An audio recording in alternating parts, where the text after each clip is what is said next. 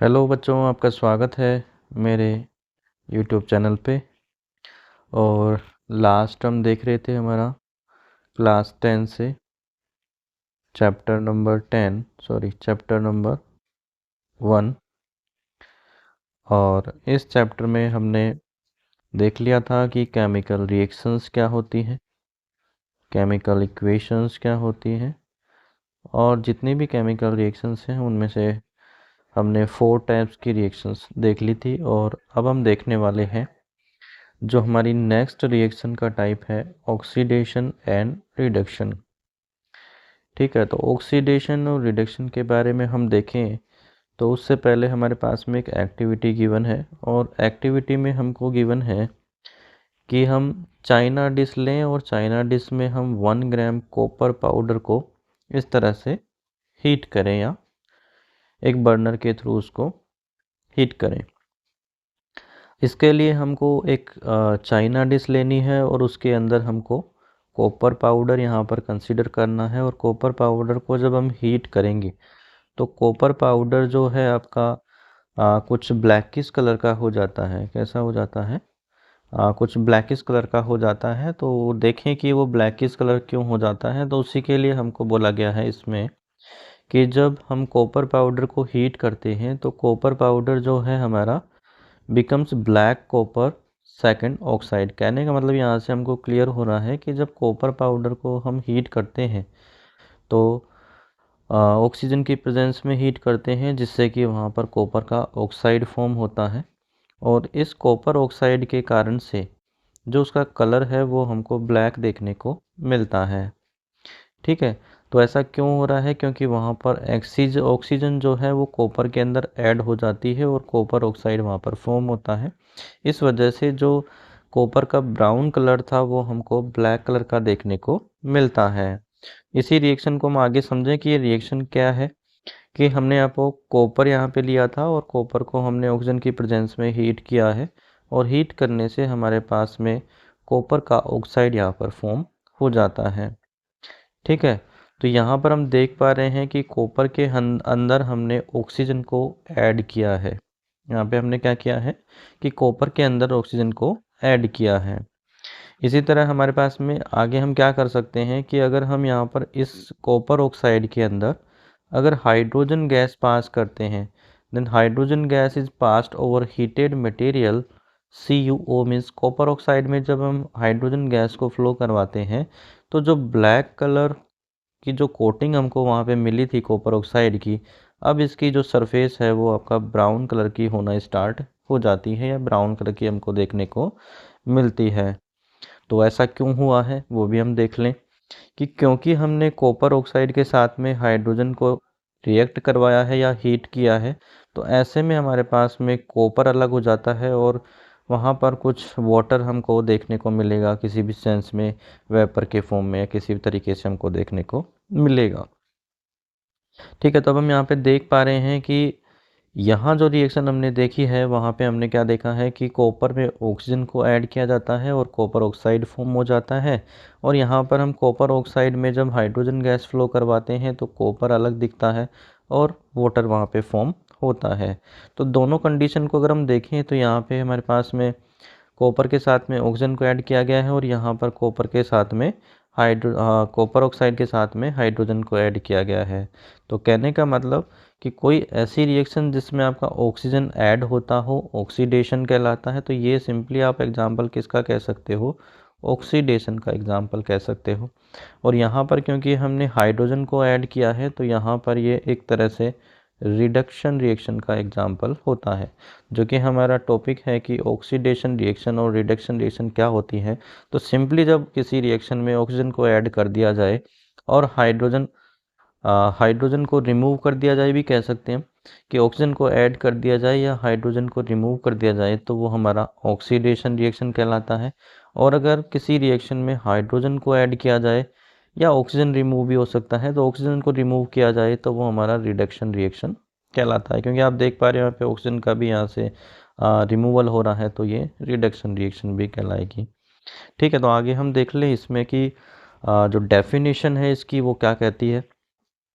If a substance gains oxygen during a reaction, कि कोई भी एक सब्सटेंस है और वहाँ पे ऑक्सीजन वो गेन करता है, कोई भी रिएक्शन में जो भी आपका सब्सटेंस है वो अगर ऑक्सीजन को गेन करता है तो it's said to be oxidised, मतलब वहाँ पे ऑक्सीडेशन परफॉर्म होता है या फिर वो सब्सटेंस जो है वो ऑक्सीडाइज्ड हो जाता है। और दूसरा कंडीशन है कि if a substance loses oxygen, कि अगर वो ऑक्सीजन को लूज करता है during a reaction then it is said to be reduce. तो ऐसे भी कह सकते हैं कि अगर ऑक्सीजन को रिमूव किया जाता है या ऑक्सीजन को हटाया जाता है तब, या लूज किया जाता है तब, वो रिड्यूस कहलाता है या फिर रिडक्शन रिएक्शन कहलाती है। ठीक है, आगे हम देखें, इसमें हमारे पास में जैसे ये एग्जांपल है, हम इसको लेते हैं जो कि हमारा नेक्स्ट एक और डेफिनेशन है वो देखेंगे उसके लिए। कि यहाँ पे देखो कि जो कॉपर है, कॉपर ऑक्साइड हम देख पा रहे हैं, कॉपर ऑक्साइड में जब हाइड्रोजन की हम फ्लो करवा रहे हैं तो हमारे पास में क्या देखने को मिलता है कि जो हाइड्रोजन है वो ऑक्सीजन को गेन कर रहा है और वाटर फॉर्म कर रहा है, और जो कॉपर ऑक्साइड है वो जो ऑक्सीजन को रिमूव करता है और यहाँ पर कॉपर फॉर्म करता है। तो यहाँ पर हमको देखो, यहाँ देखेंगे तो हम ऑक्सीडेशन को देख पा रहे हैं, और इस रिएक्शन में जब ऑक्सीजन रिमूव हो रहा है तो उसमें हम रिडक्शन को देख पा रहे हैं। तो कहने का मतलब यहाँ पर दो तरह की रिएक्शन आपको देखने को मिल रही है, मतलब ऑक्सीडेशन भी और रिडक्शन भी एक साथ दोनों परफॉर्म हो रहे हैं। तो इस तरह की रिएक्शन को हम क्या कहेंगे, देख लें कि one reactant gets oxidised while the other get reduced during the reaction, such reactions are called oxidation reduction reaction, और अगर इसको शॉर्ट में बोलें तो रिडक्स रिएक्शन। कि ऐसी रिएक्शन जिनके अंदर ऑक्सीडेशन भी परफॉर्म हो रहा हो और रिडक्शन भी परफॉर्म हो रहा हो, उनको या तो ऑक्सीडेशन रिडक्शन रिएक्शन या फिर शॉर्ट में हम उनको रिडॉक्स रिएक्शन कह सकते हैं। इसी के हम दूसरे एग्जांपल देखें, जैसे कि यहाँ पर जेडएनओ में अगर हम कार्बन को रिएक्ट करवाते हैं तो यहाँ पर हमारे पास में जेडएन फॉर्म होता है और कार्बन मोनोऑक्साइड फॉर्म होता है। तो यहाँ पर भी ऑक्सीजन, क्योंकि यहाँ से ऑक्सीजन हट रहा है तो ये आपका रिडॉक्स रिएक्शन का एग्जाम्पल हो गया। और यहाँ से आप देखो कि कार्बन कार्बन मोनोऑक्साइड में फॉर्म हो रहा है तो ये आपका यहाँ पे ऑक्सीडेशन का एग्जाम्पल हो गया। तो ये भी एक तरह का रिडॉक्स रिएक्शन का ही एग्जाम्पल है।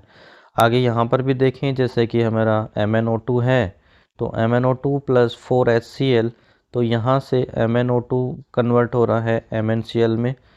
तो यहाँ पे ये वाला जो है ऑक्सीडेशन रिमूव हो रहा है, ऑक्सीजन रिमूव होने की वजह से ये रिडॉक्स रिएक्शन रिडक्शन रिएक्शन हो गई।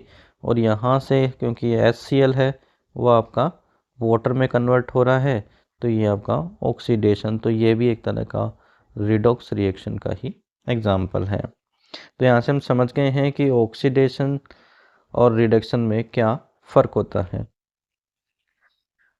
ठीक है, थोड़ा सा और हम देख लें इसमें कि जैसे हमने ऊपर जो हमारे पास में एग्जाम्पल थे, हमने देखा कि जो कार्बन है वो ऑक्सीडाइज्ड होके कार्बन मोनोऑक्साइड फॉर्म करता है और ZnO रिड्यूस होके Zn फॉर्म करता है। ठीक है, इसी तरह HCl जो है वो ऑक्सीडाइज्ड हो जाता है और इस तरह से MnO2 है वो आपका रिड्यूस हो जाता है MnCl2 में। इस तरह से ही हमको यहाँ पे ऑक्सीडेशन और रिडक्शन देखने को मिलता है। ठीक है, तो सिंपली अभी याद रखेंगे कि ऑक्सीडेशन कब होगा। तो ऑक्सीडेशन कब होगा इसके लिए आपको ध्यान रखना है कि ऑक्सीजन जो है वो ऐड किया जाए, या फिर दूसरा सेंस हम कह सकते हैं कि हाइड्रोजन को रिमूव किया जाए, तो ये ऑक्सीडेशन कहलाएगा। और हम अगर रिडक्शन की बात करें तो रिडक्शन कब होगा, जब आपका हाइड्रोजन ऐड किया जाए और जो ऑक्सीजन है उसको रिमूव किया जाए। तो इस तरह की कंडीशन में हमको रिडक्शन देखने को मिलता है। तो हम डिफरेंस क्रिएट कर सकते हैं सिंपली। ठीक है, हमारे को यहाँ पर एक एक्टिविटी दे रखी है जो कि हमने इससे पहले भी चैप्टर में देखी है।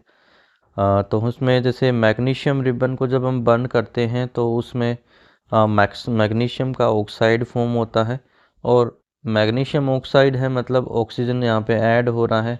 तो जब ऑक्सीजन ऐड होता है तो वो कौन सी रिएक्शन होती है, ऑक्सीडेशन रिएक्शन होती है। तो यहाँ पे हमसे पूछा गया है कि वो किस तरह की रिएक्शन है, तो हम बता सकते हैं कि जब हम Mg+O2 करते हैं तो हमारे पास में MgO फॉर्म होता है। तो ये हमारा ऑक्सीडेशन रिएक्शन होती है। क्लियर है। चलो इसके बाद हम देख लें जो हमारा नेक्स्ट पॉइंट है इसमें, ये भी ऑक्सीडेशन से रिलेटेड है। तो कोरोजन क्या होता है? तो कोरोजन अगर हम बात करें कि नॉर्मल जो मेटेलिक सरफेसेज होती हैं वो शाइनी होती हैं। जैसा कि हम अब कोरोजन के सेंस में बात करें, हमारा जो टॉपिक है वो कोरोजन है। तो आयरन के जो आर्टिकल्स हैं हमको शाइनी देखने को मिलते हैं, लेकिन कई बार उनके अंदर हमको क्या देखने को मिलता है कि वो रेडिश ब्राउन कलर का पाउडर उन पे जमा होता है, या रेडिश कलर में या रेडिश ब्राउन कलर में वो अपने को देखने को मिलते हैं। और उसे फिर हम रस्टिंग ऑफ आयरन कहते हैं, कि आयरन पर जो जंग लगना होता है उसको हम कहते हैं कि जंग लगना बता सकते हैं। अब ऐसा होता क्यों है वो देखें कि जो मेटल होते हैं, अगर वो मेटल किसी सब्सटेंस लाइक जैसे कि आपका मॉइस्चर हो गया या एसिड के कांटेक्ट में जब आते हैं या उनके थ्रू उन पर अटैक होता है, तो वो कोरोड हो जाते हैं, या कहने का मतलब उनका कोरोजन हो जाता है। और कोरोजन होता क्यों है? क्योंकि जो भी इस तरह के सब्सटेंस हैं उसमें हमारे पास में उनके ऑक्साइड की लेयर फॉर्म हो जाती है, जिसकी वजह से उनके ऊपर इस तरह की लेयर फॉर्म होती है। और ये ऑक्साइड की जो लेयर है वही क्या कहलाता है? कोरोजन कहलाता है। अब कोरोजन की बात करें तो सिल्वर के अंदर आपको ब्लैक कलर की कोटिंग अगर देखने को मिलती है तो वो भी एक कोरोजन का टाइप है। और अगर कॉपर की बात करें तो आप देखते होंगे कई बार कॉपर में कुछ ग्रीन सब्सटेंस आपको देखने को मिलता है, तो वो ग्रीन सब्सटेंस भी आपका कॉपर के कोरोजन का ही एग्जाम्पल है। ठीक है। अगर इसके अलावा अगर हम देखें कि जो कोरोजन है वो हमको किस तरह से नुकसान पहुंचाता है या किस तरह के लिए हमारे लिए डिसएडवांटेज का काम करता है, तो it can damage the car bodies. जैसे मान लो लोहे की जो भी चीज़ें होती हैं तो आयरन से बनी हुई, या ब्रिजेज जितने भी आप देखते हैं ब्रिज वगैरह है, आयरन रेलिंग्स है, शिप वगैरह है, या ऐसी कोई भी जो मेटल से बनी हुई ऑब्जेक्ट है, उनको कहीं ना कहीं कोरोजन से नुकसान होता है। और फिर हमको जैसे हमारी गवर्नमेंट भी है जो ब्रिज वगैरह होते हैं उनके ऊपर उनको बहुत सारा जो मनी है उसके ऊपर स्पेंड करना होता है उनको प्रोटेक्ट करने के लिए। ठीक है। तो हमको थोड़ा ध्यान रखना है इसमें कि जब भी कोई भी मेटल नॉर्मली जो मेटल होंगी, जैसे कि मोस्टली जिसमें हम आयरन की बात कर लें, तो जब भी ऑक्साइड के लेयर फॉर्म करती हैं ड्यू टू मॉइस्चर और एसिड, कि एसिड और मॉइस्चर के कांटेक्ट में आने से ऑक्साइड की लेयर फॉर्म करती हैं, उसको हम कोरोजन कहते हैं।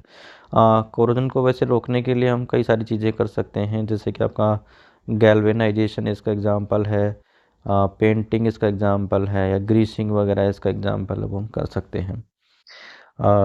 इसके बाद हम देखें कि जो नेक्स्ट है हमारा लास्ट पॉइंट हमारा इस चैप्टर का, रेंसिडिटी, सॉरी रेंसिडिटी। तो रेंसिडिटी सिंपली अपने को क्या याद रखना है कि जो भी हमारे फैट या ऑयल की फूड रिलेटेड चीज़ें होती हैं, या फैट और ऑयल से बनी हुई जो चीज़ें होती हैं, वो कई बार ऑक्सीजन की प्रेजेंस में आके ऑक्सीडाइज्ड हो जाती हैं, या उनमें ऑक्सीजन ऐड हो जाता है, जिसकी वजह से उनके अंदर स्मेल और टेस्ट में चेंज हमको देखने को मिलता है। इस तरह के जो चेंज होता है उसको हम रेंसिडिटी कहते हैं। Simply the process in which fat और oil oxidize and gives a bad taste and bad smell. तो इस तरह का जो भी होगा वो रेंसिडिटी कहलाएगा।